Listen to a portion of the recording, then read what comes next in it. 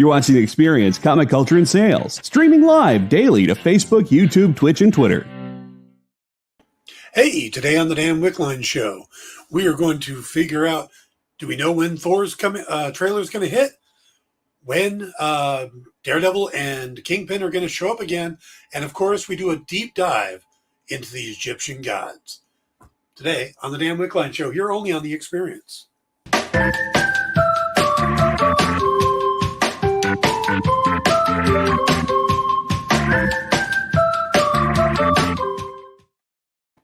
Good afternoon, everybody, and welcome to the damn Wickline show. It is Tuesday, April 5th, a day before New Comic Day. We are still in the afterglow of the first episode of Moon Knight. We get another one tomorrow, whether it's midnight your time, 3 a.m. your time. We're going to get more good Moon Knight. Well, Moon Knight goodness is what I was trying to say. In just a few, in less than 24 hours. So I am excited for that. But we're going to hit a couple news stories before we get that. First up, let's talk about another Marvel character, Daredevil, and his arch enemy, the Kingpin. Both of them were recently returned from the Netflix limbo. With a Charlie Cox appearance in Spider-Man No Way Home and a Wilson Fisk / Vincent D'Onofrio appearance in Hawkeye. But everybody's been wondering, well, when are we going to see him again? Now, the big speculation, of course, was, well, it's going to be Echo.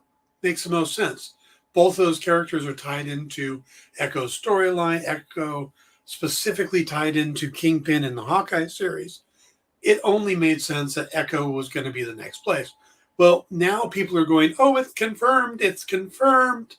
And that's because the costumer for the upcoming Echo series has listed on her credits that she has, she's doing the costume for Echo, for the Echo series, and Daredevil, and Kingpin. So they're taking that as confirmation. Normally, stuff like that is like, because it's not really official confirmation. But in this case, I think it's the most logical place they're going to show up. I mean, unless they get a cameo in Doctor Strange, Echo series makes the most sense. Or She-Hulk She-Hulk's another possibility. But Echo makes the most sense. So if you want to consider it confirmed, that's your call. But wouldn't be surprised if that's true. Okay, another Marvel character that everybody is wondering about is the upcoming release of Thor, Love and Thunder. And where the hell the trailer's coming? And that seems to be the big question because we're not that far away from the release. I think it's a June or July release. I don't have it in front of me. But the book is going to be the movie is going to be coming out this summer, and we haven't seen a trailer yet. Now we know that it's going to be attached to Doctor Strange because it's the only thing that makes sense. I mean, you put the trailer for one show or movie on to the end of the other one. So we know we're going to get that then, but there is a photo that was released of Taika Waititi, Chris Hemsworth, and her name just slipped my mind. Tessa Thompson. The three of them are sitting in chairs, and Taika is on this side of the screen, holding up two fingers like this. Chris Hemsworth is doing this, and Tessa is doing this, which may just be weird hand symbols, or it could be 11/4/22. which sounds like, hey, it's November 4th, 2022. But Chris Hemsworth, Tessa Thompson, and Taika Waititi, well, I don't. Let's just go with the fact that it may be a date style of any place other than America, which then becomes the 11th of April, 2022. So are they telling us that we're going to get a trailer on Monday? On April 11th, will we get the Thor trailer? I'm thinking it's possible. It would make sense. We've been hearing that it's coming, it's coming, it's coming. So Monday would make a lot of sense. It would be just before, a couple weeks before the Doctor Strange movie. I think that's the right time for it to drop. So we shall see if that's going to be when we get the Thor trailer. Now, we're going to talk about Moon Knight today. I still have my Moon Knight figure. I didn't put him on the mic today because we're actually going to talk about the Egyptian pantheon and how that ties into it. But before we get into that, I want to talk about Moon Knight comics, and specifically the latest. I still haven't seen the old Moon Knight. Goodness, the recent Jed MacKay series that launched. Now, when it came out, I picked up the issue with the Steve McNiven cover. He's been doing the regular issues, and this came out. I think it was almost last summer, and it's a great read. It's MacKay, it's Cappuccio, Rosenberg, and it delves big into the different, not only the different personas, but also the whole being the avatar of Khonshu. Well, so it's a good place if you want to jump in. There's a Moon Knight #1. But as much as I love the McNiven cover, there was a variant cover that I really, really liked. And I was able to find it at dynamicforces.com. And that is the Gerardo Zaffino cover. I mean, that is gorgeous. I'd love to have that as a poster. Just put it up here on the wall while I'm covering Moon Knight. But that is a real nice poster, or a nice cover there on a very good issue. Now, if you haven't picked up the Moon Knight series, I recommend it. And again, and if you want my favorite cover, I'm going to have Kyle put a link to Dynamic Forces, the website where I got it, up here. And I'm going to be starting to talk about some of the Dynamic Forces books. They were making a deal to get some of their books and stuff. But this one really jumped out at me. I did this once before with a Supreme Powers one that I got. But this is Moon Knight #1, Zaffino. And I sent Kyle the link this morning, so hopefully, there it is. Thank you, sir. So if you want to get this issue, it's right there. They have CGC graded versions as well. The link is just to the regular version because I like to read my comics. But if you're a CGC guy, they've got those as well. Plus, they have the other covers too. They've got the McNiven cover. They've got stuff like this. This is a non-paid endorsement. But again, I'm going to be pointing out some comics that I recommend, and this is the one that I'll be talking about this week because it ties into the show. So, Moon Knight #1, it's a great series to jump in on. Check it out, dynamicforces.com or your local comic shop. They probably still have copies as well. So, all right, let's get into today's, I almost want to call it a lesson, because we're going to dig into the Aeneid. Now, if you've watched Moon Knight, and I'm going to dance around spoilers. I think we can get away without doing spoilers. You almost just said they still have comics at your local comic shop. They still have copies of Moon Knight at your local comic shop, including the later issues. I believe number 10 is coming out tomorrow. So we're going to talk about the Ened, which is, there's a scene in Moon Knight, and this is from the episode, but it's not really a spoiler because it's not anything plot-based. But he works at a museum where there's an Egyptian exhibit going on, and on the posters, they talk about having the Enid. And he points out that while marketing talks about the Enid, there's only 7 of the gods on the poster when there's supposed to be 9. Well, this whole series is tied into the Egyptian gods and Egyptian mythology and Amit or Amut, depending on how you want to pronounce it, and Khonshu or Khonsu, again, also how you want to pronounce it. So I thought, let's do a deep dive into the Ened, what gods make up the Ened, also where Khonshu is both in the comics and in the series, and his history, and Amut's history and who she is as a goddess. So that's what we're doing today, and we're going to start off with the Enid, like I said.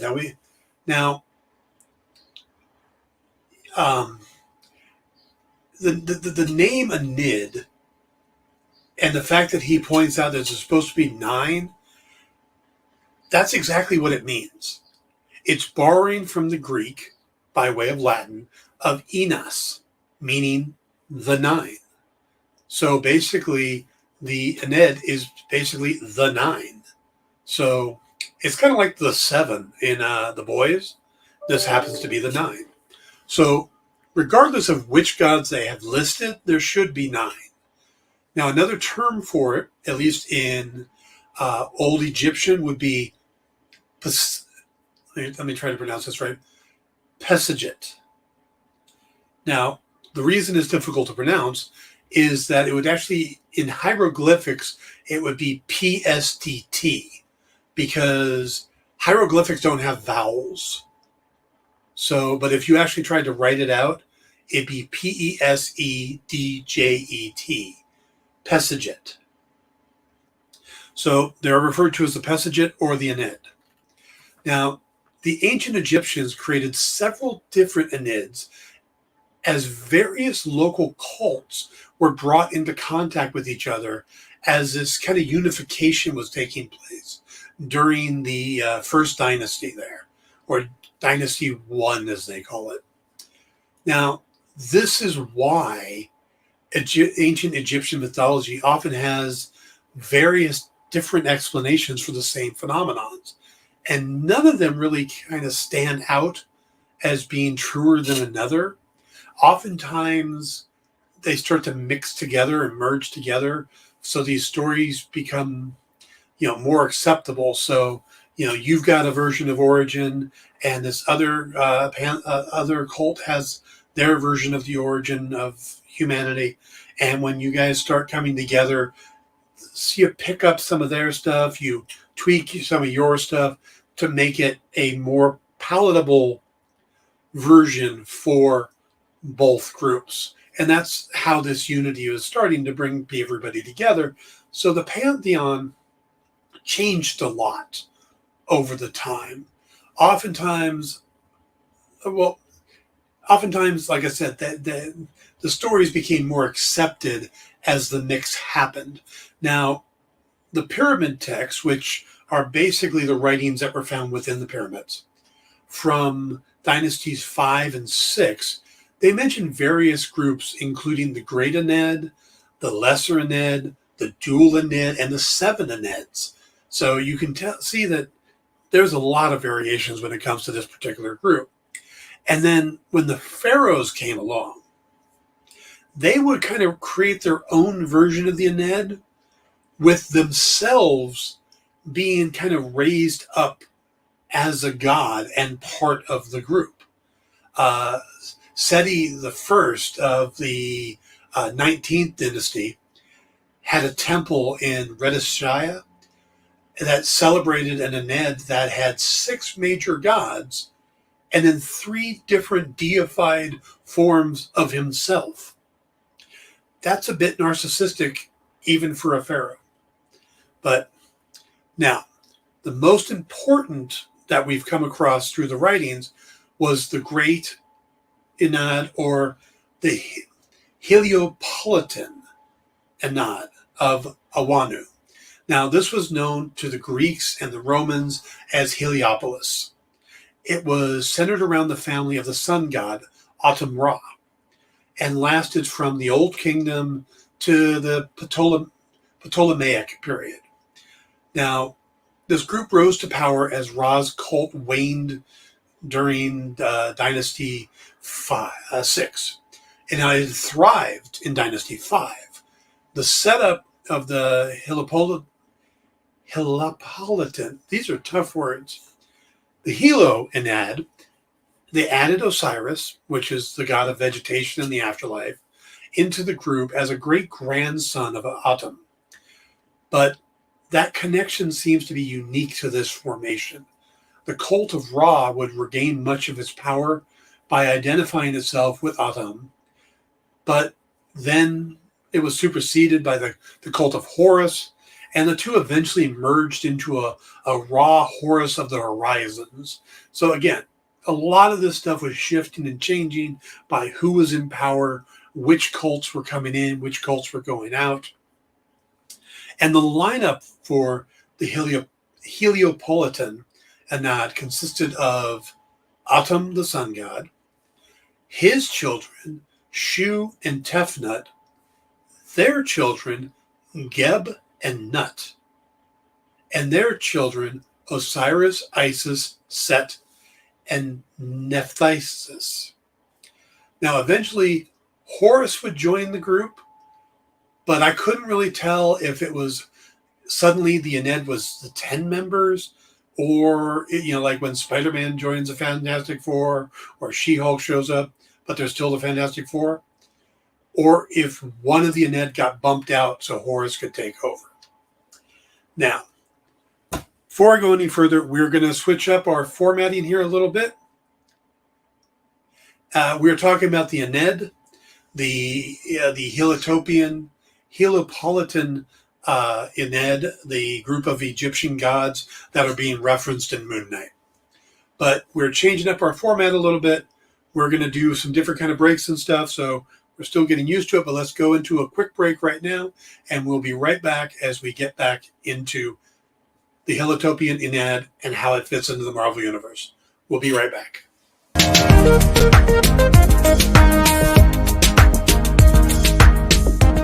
Thanks for tuning into The Experience. Help us out and hit subscribe over on YouTube, and make sure you click the bell when you do. Need some help? Scan the QR code in the bottom corner.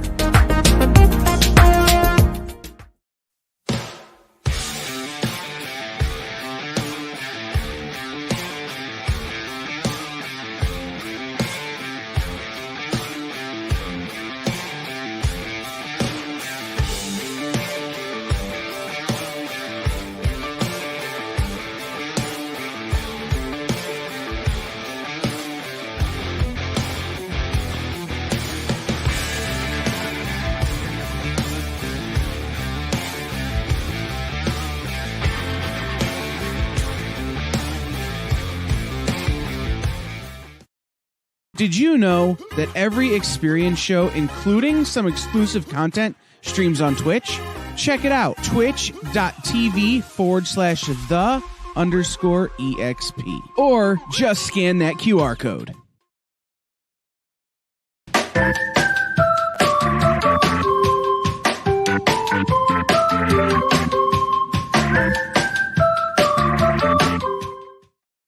Hey, we are back here on The Experience. Do me a favor, hit that like button, the thumbs up button, and the subscribe. The subscribe is the important one. The more we get subscriptions, the more things we can do with YouTube and stuff like that. So please hit those buttons, get the notifications. Now, we are talking about the Heliopolitan. That's one of the reasons I wanted to take a break, was to practice that. The Heliopolitan Enad And we've just gone through who was it in. Now, how does this group work in the Marvel Universe? Well, they were first mentioned in March of 1950 in the pages of Marvel Tales number 96. They've been called the Enad, the Egyptian gods, the Heliopolitans, the Pesajit, the Elder Gods, the Old Gods, and the Heliopolitan Pantheon. Now, they are said to hail from a small pocket dimension that's adjacent to Earth called the Celestial Helopolis. Celestial Helopolis. This is a tongue twister day, I'm telling you guys. Now, according to Marvel's version of the Egyptian story of creation, now the universe was nothing but a primordial abyss, and this was called None. So yes, a primordial abyss of nothingness had a name called None. And this was the essence of chaos, basically. None got together with the goddess Neith, who is basically the primordial Earth Mother Gaia. And together they had a son named Atum. And that's the first physical manifestation of God, or of a god, among the Heliopolitans. Then there was his brother Thoth. And Atum would then later change his name to Amun-Ra, which is probably one you might be a little more familiar with. At least Amun-Ra was something I was a little more familiar with. Completely separate from Amun-Joy. Okay, that's not the same. Now, Ra created more than one pantheon, and after the demise of the Ogdoad was kind of like, you know how there's the Greek pantheon, and before them were the Titans? That's what's here. Before the Heliopolitans, there was the Ogdoads. Now, Ra would sire his next generation, and this is what he called the Ened. The first two were Shu, god of the air, and Tufnut, goddess of the rain.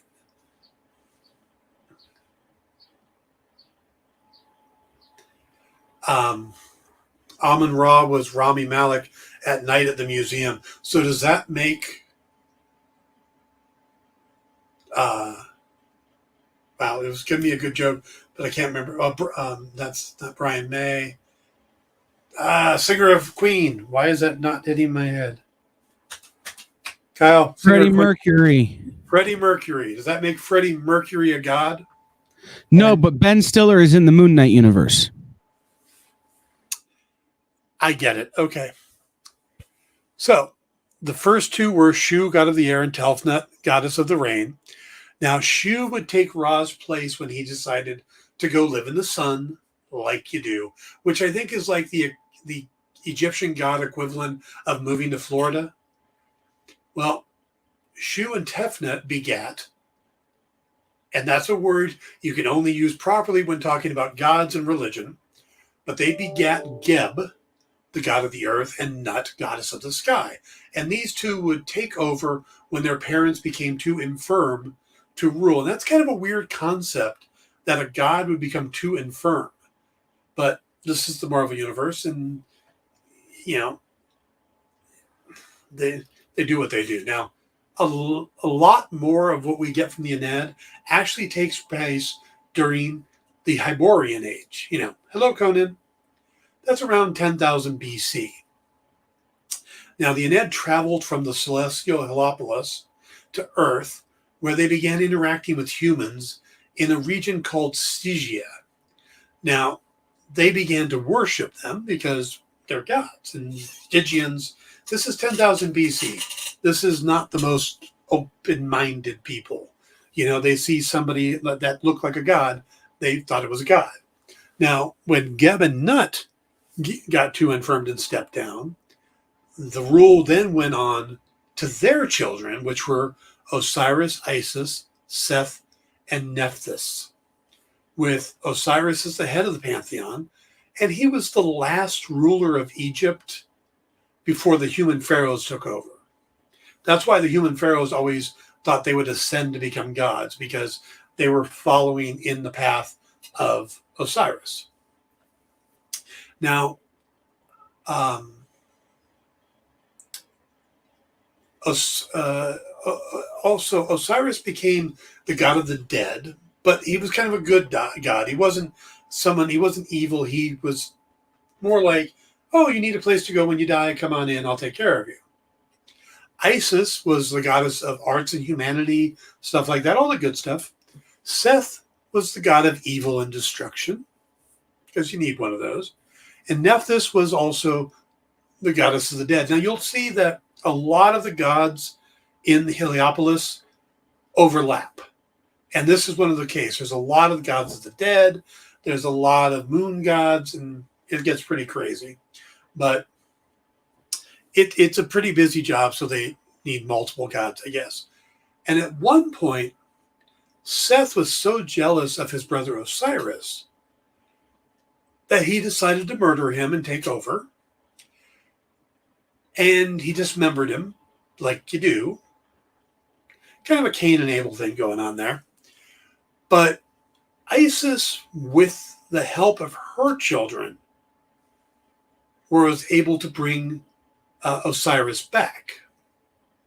Now, Isis married Osiris, and Seth married Nephthys. Yep, brothers, sisters married. They just did it. But Nephthys had a son with Osiris, not her husband. They didn't. I don't think they had kids together, but she had one with Osiris, and that was Anubis, who's another one you probably have heard of. Now, with Isis, Osiris had Horus, god of the sun. So, and it was only with Anubis and Horus that Isis was able to resurrect Osiris. Anubis did a lot of the funeral arrangements, or the funeral rites and stuff like that, and he was the one that basically prepared Osiris for his resurrection, and Horus was involved in that too.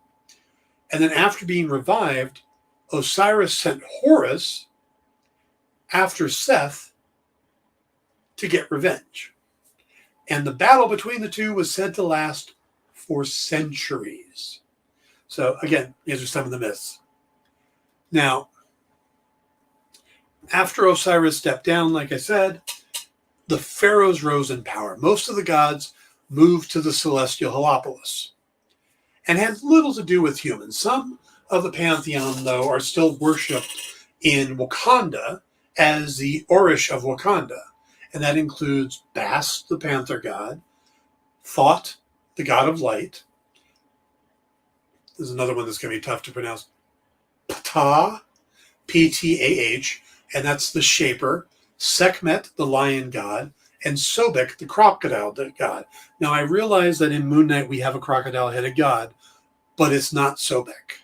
At least not that we're aware of yet. Now, all of this background to talk about the important things that happened in the first episode of Moon Knight. There are two gods that seem to be at play here. But first, I want to point out that when Stephen Grant is pointing out the Enad on the poster and starts naming them, one he mentions is Hathor, who is not a member of the Enad in anything that I can find. She is one of what's known as the 42 state gods and goddesses of Egypt. Now, again, remember I was talking about how there was all these different cults and they were kind of merged together and stuff? So she was more specific to an area of Egypt and not an overall god. So the fact that she's on the poster makes it really interesting. Now, she was one of the more popular gods. And she was the goddess of love and beauty and music and dance and fertility and pleasure and all the fun things. She was also a protector of women. So the poster that only has 7 deities on it, and it has one of this not normally part of the Enad. Now, will this be at play in the actual series? I don't know. I don't know if Marvel is establishing their own version of the Enad. There are some references to it. There's a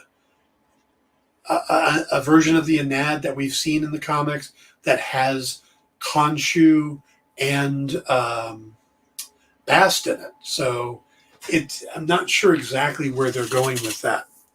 But it goes against the Egyptian stuff. And normally Marvel's pretty good at sticking close to some of that stuff. But now the other two names we've gotten, that we haven't got to yet, but maybe the most important, were the ones Khonshu, which I just mentioned, who is also known as Khonsu in the Egyptian mythology, is also known as the Traveler. And he's kind of an interesting character. He's often depicted as like a mummy or in mummy wraps with a Urus and a moon disc on his head. He carries a crook and a flail. He's also known as the Traveler. And then the other one is Amut, or Amit. She's known as both. And she is known as the Devourer of Souls, and is often portrayed as having the head of a crocodile and the body that's half leopard and half hippo. So the front half is a leopard and the back half is a hippo. And she's known for eating the hearts of those judged unworthy by Osiris. Now, let's break them down a little more specifically. In Egyptian mythology, Khonshu is the god of the moon and helped mark the passage of time. He was instrumental in the creation of new life in all living creatures. He was the child of Amun, his father, and Mut, his mother. He's known as a traveler because of the movement of the moon across the night sky. And he's also known as the defender, as he would watch out over those who traveled at night. He's shown to have an eagle or a falcon head like Horus, who he's closely associated with. And while he is mentioned in the pyramid text and the coffin text, he really doesn't rise in prominence until the era of the New Kingdom, when he is described as the greatest god of the great gods. So basically, he didn't show up till the end, but he had really good PR. And there's a temple at Karnak that was created to honor him specifically, and it's of all the ruins, it's really in good repair. I mean, it was well preserved. Now, he is one form of one of the walls is showing the creation myth, and he's depicted in the creation myth as the great snake who fertilized the cosmic egg. Don't make these things up. Now, in Marvel Comics and in the new Disney Plus series, he's depicted in all white wraps, like I said, like a mummy, and he's carrying a staff with a crescent moon at the top of it. And he has, instead of just an eagle or a falcon's head, he has a skeletal bird's head. So it could be an eagle or a falcon like Horus, but it's a skeleton head. Now, along with being the god of the moon, he's also depicted as the god of vengeance in Marvel Comics. He is part of the Heliopolitan gods who lived in the celestial Heliopolis, and while adjacent to Earth, he can't really travel there, which forces him to pick an avatar to work with on his behalf. Now, he was introduced in the comics in Moon Knight #1 by Doug Moench and Bill Sienkiewicz in August of 1980. Now, while Moon Knight himself made his debut about 5 years earlier, the character's origin and how it tied to Khonshu, well, it kind of got retconned. Because in the first appearance of Moon Knight, he was depicted as having been given these abilities by this corporation who, I think they injected him with werewolf blood. So around the time of the moon, he would get strength and all this other stuff. But by the time we got to the Moon Knight series 5 years later, his origin got retconned. And where he looked kind of to be a Batman clone when he first appeared.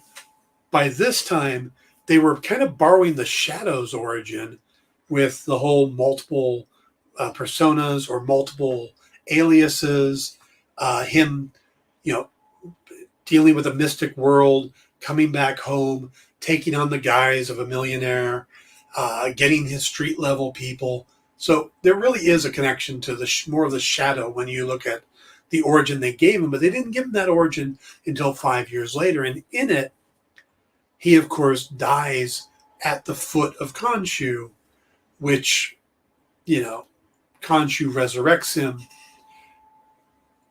and that's where he gets his powers. So literally within 5 years of his origin, they gave him a new one. Now, in the comics, Khonshu is the son of Atum, also known as Amun-Ra, and Amunet, goddess of the air, in the Ogdode pantheon. We talked about them before. Other stories say he's the adopted son of Amun-Ra. So maybe he doesn't. So anyway, he's supposed to be the brother of Montu, Bes, and Ptah, and the half-brother of Bast and Sekhmet. Though a character named Null, who is way more complicated than I want to get into in today's episode, but Null told Khonshu that he wasn't a god at all, but an elder shadow dressed in local legend, which, if nothing else, is an awesome line. You're just a elder shadow dressed in local legends. I like that. Null, of course, is the god of the Venom characters and has to do with the ebony blood. I mean, there's a ton of stuff to do with Null. He may tie into Thor, Love, and Thunder, we have to see. Now, well, for a long time it seemed that Mark Spector was the first Avatar of Khonshu. Because basically when Moon Knight appeared was the first time they ever brought Khonshu into the Marvel Universe. But it's been since retconned that the Moon God was upset that he wasn't asked to be part of the Stone Age Avengers. Again, comic books. In 1 million BC, so he made his first avatar, called him Moon Knight, and that Moon Knight was supposed to enforce Khonshu's will on Earth and to basically mess with the Avengers. Now, this would lead to the cult of Khonshu and a succession of Moon Knights through the decades. This also established a long, bitter rivalry between Khonshu and Ra, which they've battled through avatars for centuries. But Khonshu always gets the upper hand. And the reason is because it turns out that Khonshu is also the god of time. And that's pretty powerful ability. So his ability to manipulate and basically, and I mentioned earlier, the passage of time, well, his control of time has helped him beat Ra just about every time. Now, I'm not going to go through all of his avatars as they don't pertain to the series. But eventually we get to the mercenary named Mark Spector, who died while trying to protect a professor and his daughter. He died at the foot of the Khonshu statue in Egypt, and the god of vengeance took notice, resurrected Spector, and blessed him with superpowers and abilities while under the moon. Now, the battle with Ra would reemerge later on in the Jeff Lemire series, when both Khonshu and Ra were keeping an eye on somebody known as Patient 86 at the Ravencroft Institute. And Patient 86 had similar traits in the different personas and stuff as Mark Spector. So that's why Khonshu was interested. And also I think because Khonshu was interested, Ra was interested. Dr. Emmett, one of Mark Spector's former doctors, saw this as well in Patient 86 and started trying to treat him by introducing him to Egyptian mythology. Well, all of this led to Ra deciding to use Patient 86 as his avatar.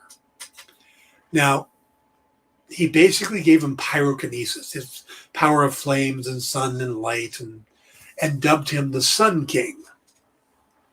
Now, it was believed prior to the series beginnings that perhaps the battle, before the Moon Knight series showed up on Disney Plus, there was a lot of speculation that perhaps the character of Arthur Harrow, who is extremely different than his comic book counterpart, was actually going to be Patient 86, that he was a variation on the Sun King.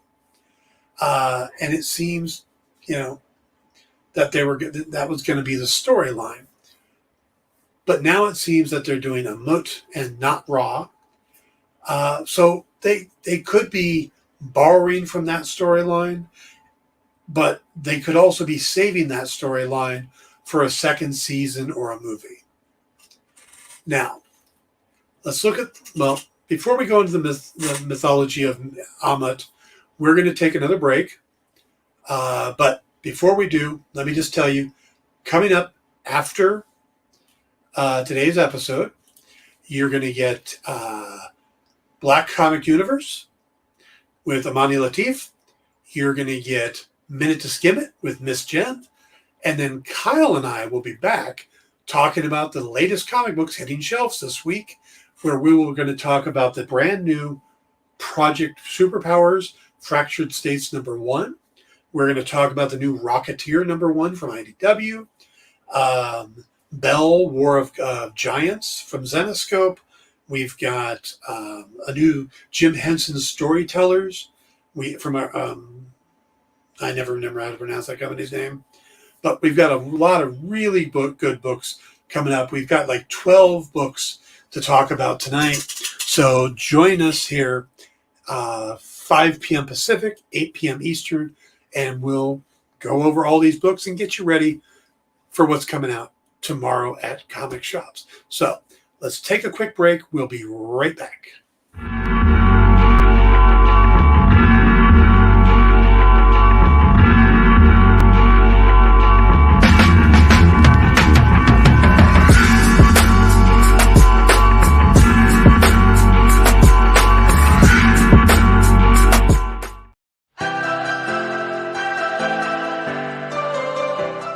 This is The Experience.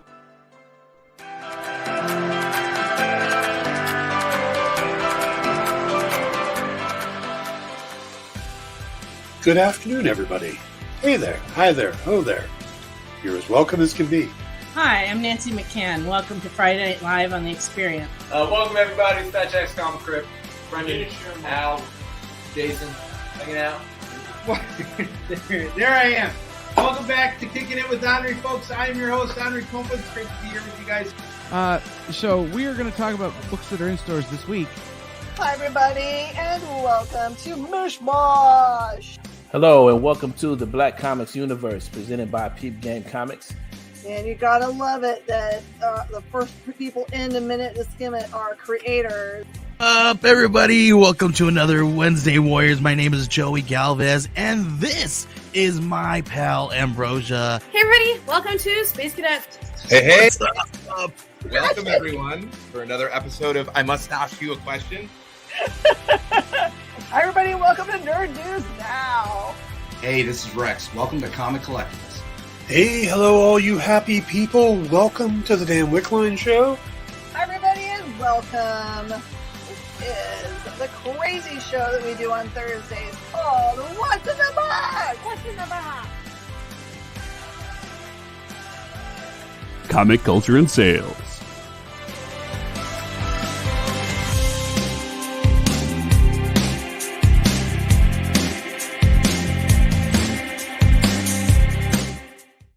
Did you know that every Experience show, including some exclusive content, streams on Twitch? Check it out, twitch.tv/the_EXP. Or just scan that QR code.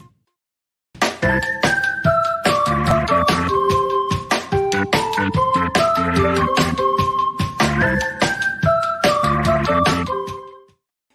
everybody, welcome back to the Dan Wickline Show. We are talking about the Egyptian gods that are being brought up in the Moon Knight series. And of course, tonight, tomorrow, depending on your time zone, we're going to get a new episode of Moon Knight. So we've talked about Khonshu. We talked about the Heliopolis, which is a good chance that it's going to play into the Celestial Heliopolis, may play into the series. So let's talk about the bad guy, or what appears to be the bad guy, Amut. Now, the mythology on Amut, the devourer of the dead, she was a demoness and a goddess. She had the four, like I said, the four quarters of a lion or a leopard, depending on, different takes on her. She had the back half or the hindquarters of a hippopotamus and the head of a crocodile. Now, it's also important not to confuse crocodile and alligator. There are no alligators in Egypt, but there are crocodiles. So, now, the purpose of this character is basically they were combining the three largest man-eating animals known to the ancient Egyptians. They put the three of them together to make kind of the boogeyman. Now, she was said to live near the scales of justice in Duat. Duat is the Egyptian underworld. Now, Anubis would judge a person's worthiness to enter the fields of reeds, their version of heaven, by weighing their hearts against the feather of Maat. Now, Maat is the goddess of truth, and she had this headdress that was always depicted as being this feathery headdress. So a feather from her headdress was used, and they would take the human heart. If you didn't have your heart, if something happened to your heart, you couldn't be judged in the afterlife.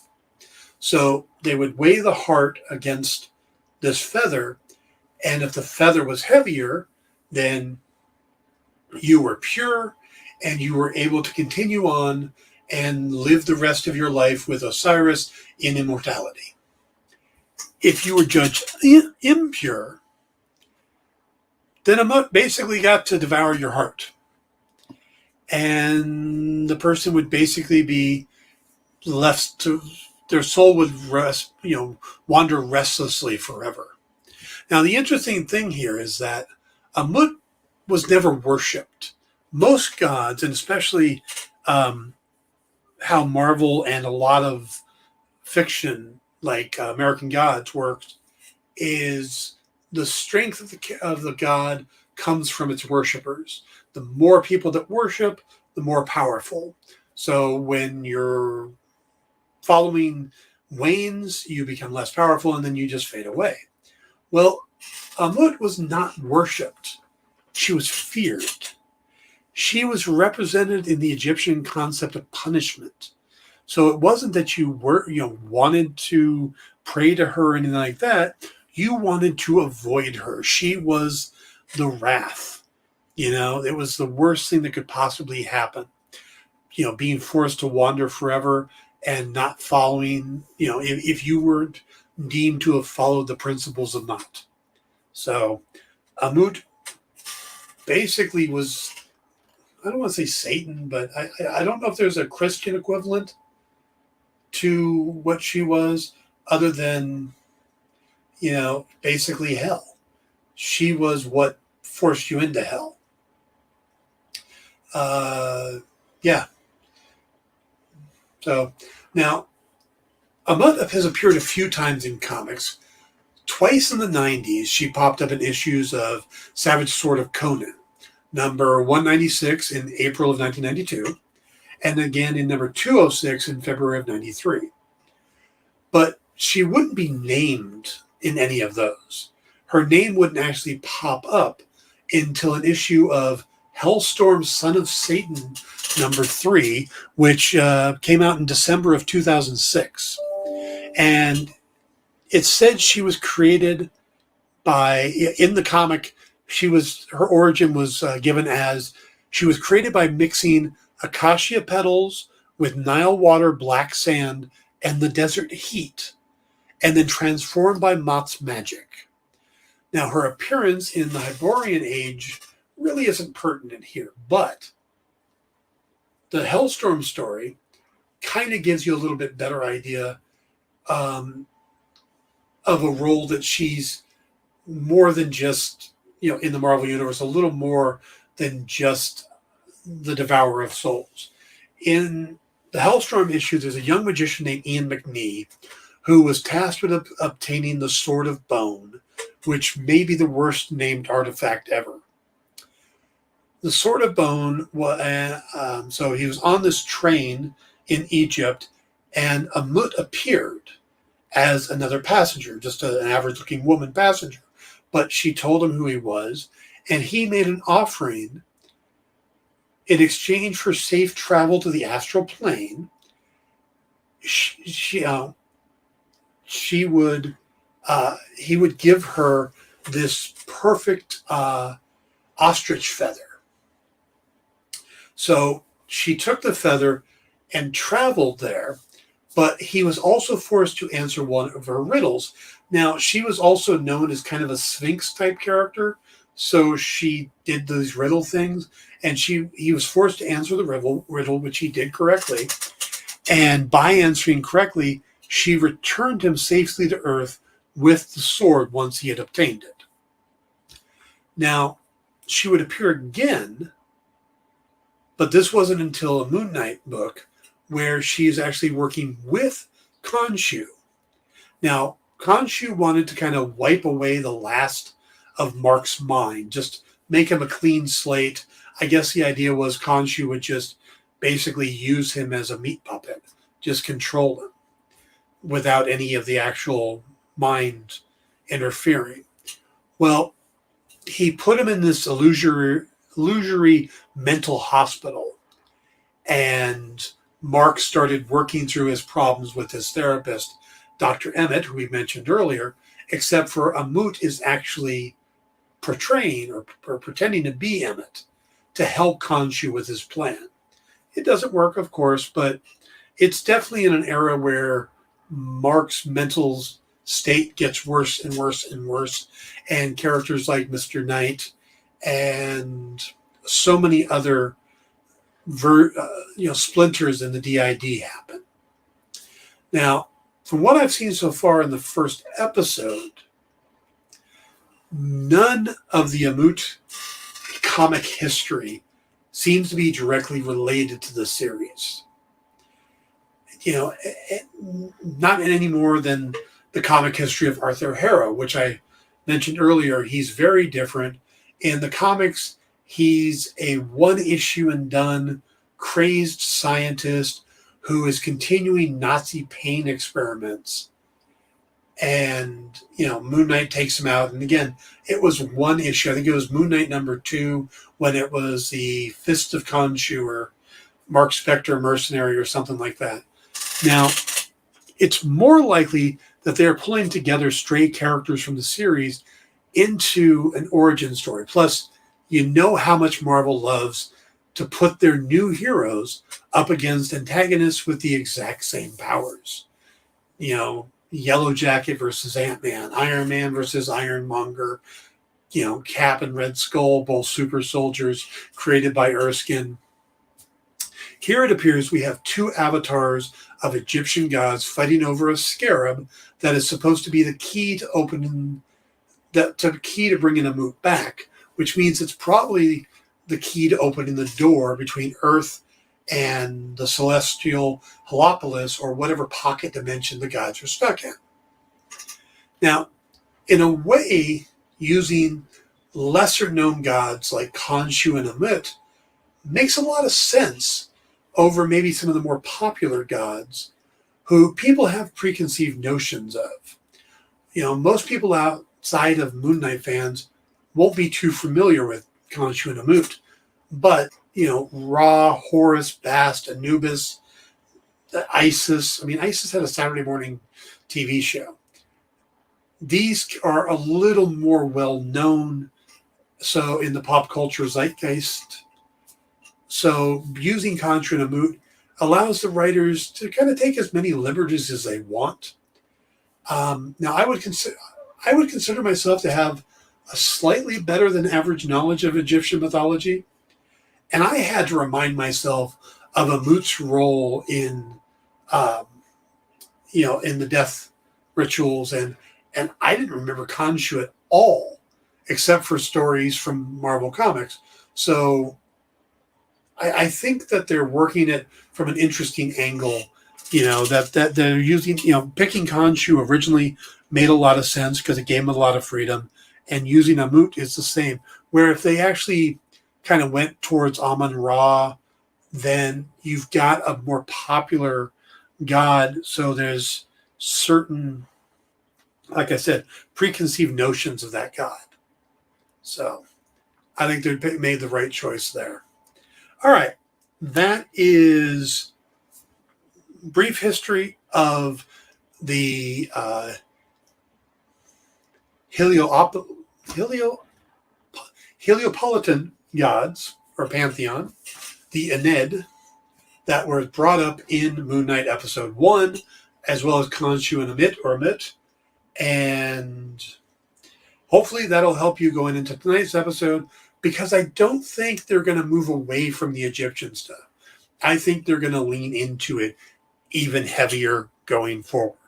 So remember to stick around right after this Black Comic Universe with Amani Latif, then Minute to Skim It with Miss Jen, and then I will be back with Kyle and possibly Jay Burns. We've been bringing him in and out, talking about a dozen new comics that are hitting shelves tomorrow. Some good stuff. Tomorrow on the show, I will be having a guest. Let's see, we're going to be talking about Mr. Fish. Mr. Fish. Fish Lee will be on the show tomorrow talking about, is it called Green Zone Life in the Blocks? Yes, that's the name of the book, Green Zone Life in the Green Blocks. Zone Life in the Blocks. And then on Thursday, we will do our spoiler discussion for the newest episode of Moon Knight. So it's a Moon Knight heavy week, but come on. Moon Knight is awesome. And we've been waiting a long time for him. So thank you for joining in. Stick around for Amani Latif. See you tomorrow. Good night, everybody.